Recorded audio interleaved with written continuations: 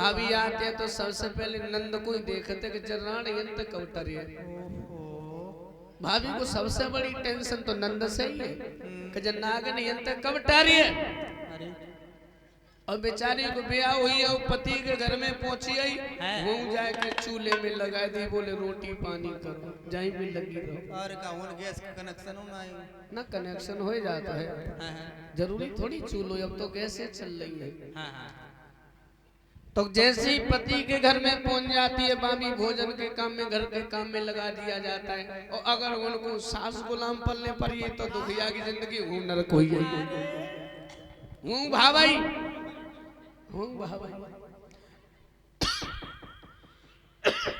बेटियों की सारी जिंदगी कष्ट में निकल जाती है परीक्षित महाराज, लेकिन उनका हृदय इतना कोमल, इतनी दया होती है कि उनका प्रेम माँ बाप के प्रति कभी कम नहीं होता है। सास ससुर चाहे कितना भी प्यार करें फिर भी वो अपने माँ बाप को नहीं भूलेगी, और सास ससुर चाहे कितना भी कष्ट दे फिर भी उसके हृदय में अपने माँ बाप के लिए प्रेम होता है। पति चाहे कितना भी प्रेम करने वाला हो फिर भी अपने माँ बाप के प्रति प्यार होता है। ओ भैया लोगन की अगर पत्नी ने को टेढ़ी मेढ़ी आई है तो बेचारो डर के मारे मम्मी पापा को नाव नहीं लिए को जन नागन फुसका न मार दे, और कहूँ ज्यादा चांद वाली आई है तो मम्मी पापा को भूल जाते है, कोई ध्यान नहीं। आदमी की चांद बितवा केवल जगह जे मर जाए सवेरे चाय और बनवाई देने पर। लेकिन एक बात मैं और बता दूं लोगों, बेटे से परीक्षित महाराज बेटी का फल दुगना होता है। मैं तो कहता हूं कि नसीब वाले होते हैं वो माँ बाप जिन्हें भगवान बेटियां देता है। और मैं बात भाइयों की नहीं करता हूं, बहनों की भी करता हूं परीक्षित महाराज। मेरा एक नियम रहता है कि मैं कभी अपनी बहनों की, अपनी माताओं की, अपने भाइयों की बुराई नहीं करता। हमारी माताएं बैठी है, मैं इनके ऊपर दोष नहीं लगा रहा हूँ।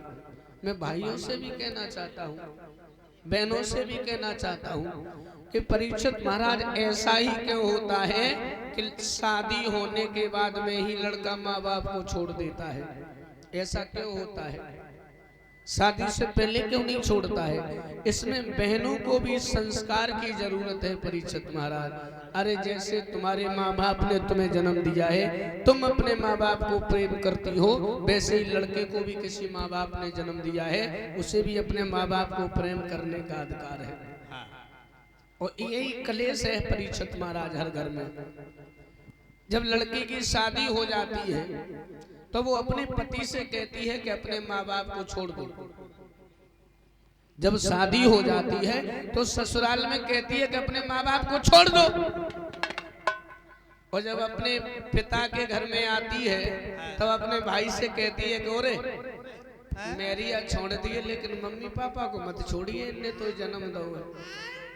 कितना बड़ा अंतर है। वही बहन ससुराल में कहती है कि अपने पति से कि अपने माँ बाप छोड़ दो, और वही बहन जब अपने घर में आती है तो अपने भाई से कहती है कि पत्नी छोड़ देना लेकिन माँ बाप को मत छोड़ देना।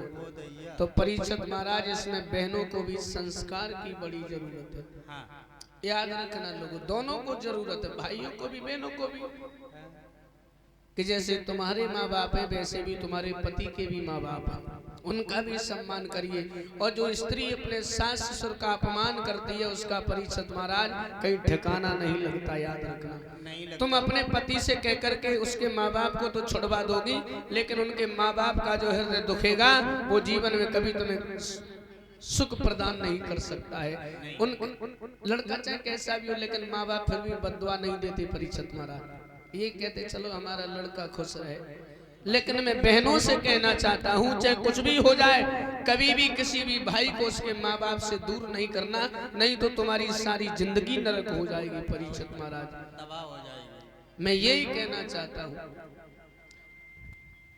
अब उस लड़के के माँ बाप को उससे दूर मत होने देना। लड़का परीक्षित महाराज मजबूरी में दूर हो जाता है, क्योंकि माँ बाप को नहीं छोड़ेगा तो पत्नी कलेश करेगी, झगड़ा करेगी, रोज पुलिस आएगी, पंचायत होगी, केस होगा, तमाम समस्याएं उत्पन्न हो जाती हैं। अरे राम राम, बेचारा छोड़ तो देगा ही, लेकिन उसके मन में तुम्हारे लिए कभी प्रेम नहीं रह सकता। परीक्षित महाराज याद रखना, माता हो आप भागवत सुनने आई हो, आप घर की लक्ष्मी हो।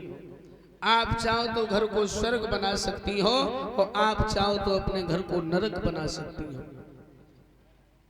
किसी भी भाई को अपने भाई से अलग मत करना माता हो, याद रखना।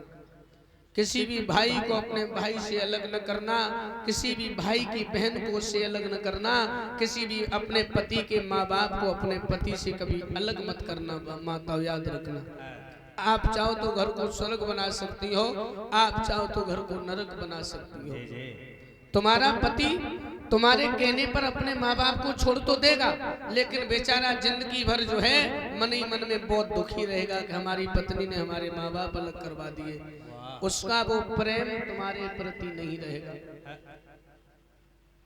ये आज के समय में परीक्षित महाराज यही ज्यादा हो रहा है और इसलिए हर घर में कलेश रहता है। मैं भागवत से ज्यादा समाज के बारे में इसलिए कहता हूँ क्योंकि परीक्षित महाराज मैं आज स्वयं देख रहा हूँ। मैं हर 6 दिन के बाद में गांव बदल देता हूँ और हर गांव में हर घर में यही समस्या है। पत्नी आई घर में जूता चालू, अलग हो जाओ, न्यारे हो जाओ।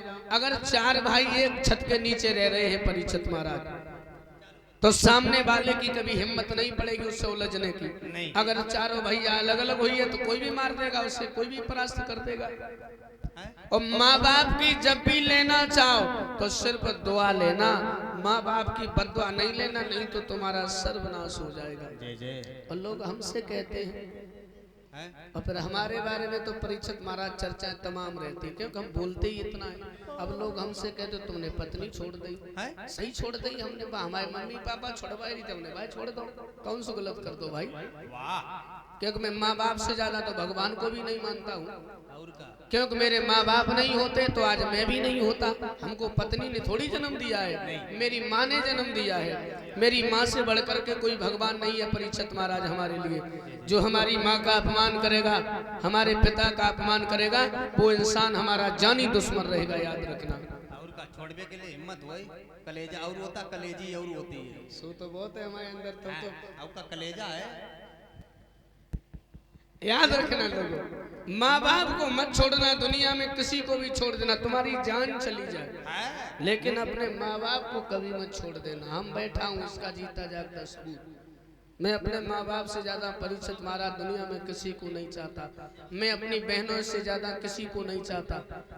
मैं अपने भाइयों से ज्यादा किसी को नहीं चाहता हूँ। बात रही अगर रिश्ते की तो परीक्षित महाराज माँ बाप अगर अच्छा आप में से किसी ने भगवान को देखा है परीक्षित महाराज? आप इस दुनिया में किसकी वजह से हो? अपने माँ बाप की वजह से। माँ नहीं होती तो तुम भी नहीं होते। तो हमारे लिए तो माँ से बढ़कर कुछ है ही नहीं। हाँ, या माँ के अंदर कमी हो या पिता के अंदर कमी हो तो अलग बात है। और आज की कोई ऐसी माँ है ही नहीं जो अपने बेटे के बारे में बुरा सोचे कि हमारा लड़का बर्बाद हो जाए। माँ बाप कितने भी दुखी रहे फिर भी बच्चों के बारे में हमेशा भलाई सोचते रहते हैं। ये सही पकड़े, भलाई सोचेंगे। तुरंत मत लगाओ करो बीच। याद रहे लोगों, तो ऐसी भगवान की कृपा कि घर में बिटिया जन्मी तो नारद आए गए। बाबा नारद। अरे राजा भीष्मक, कहिए। आज तो काफी ज्यादा खुश दिखाई दे रहे हैं। आज हम खुश हैं। हाँ। आज हम खुश हैं। अरे खुशी वाली बात या खुशी होने वाली हो गई? आज तुम जा समझ लो खुशी हुई है। वाह, और का इनके वही खुशी, क्या खुशी हो गई? बाकी होने वाली है। हो बोलो क्या खुशी हो गई? 5 लड़का थे, कोई लड़की नहीं थी। आपके आशीर्वाद से कन्या ने जन्म लिया, उसका नाम रख दो। ये भी बता देना कि हमारी लड़की की शादी किससे होगी। अरे अबे दत्ती नायक शादी पहले पूछ। पत्रा खोला, सुन